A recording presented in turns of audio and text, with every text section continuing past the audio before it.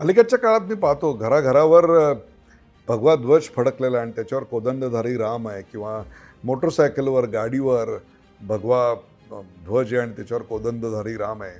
खरं तर ही स्पृहणीय गोष्ट आहे, परंतु जर भगव्याचा अर्थच जर आम्हाला माहीत नसेल तर मात्र हे केवळ एक प्रदर्शनी दिखावेपण असेल.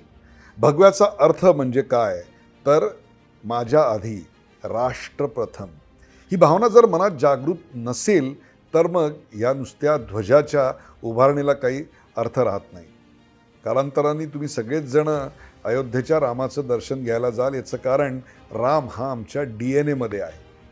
माझी एवढीच विनंती आहे की डोळ्याचं निरांजन करून त्या रामाचं दर्शन घ्या, पण ती निरांजनं विजू देऊ नका आणि औक्षणाची थाळी, पूजेची थाळी तशीच ठेवा, कारण आज त्या थाळीनं तुम्ही रामाचं औक्षण करताय.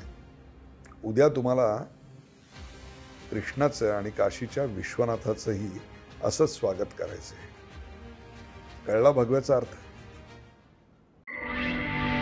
NB मराठी, आवाज नव्या भारताचा.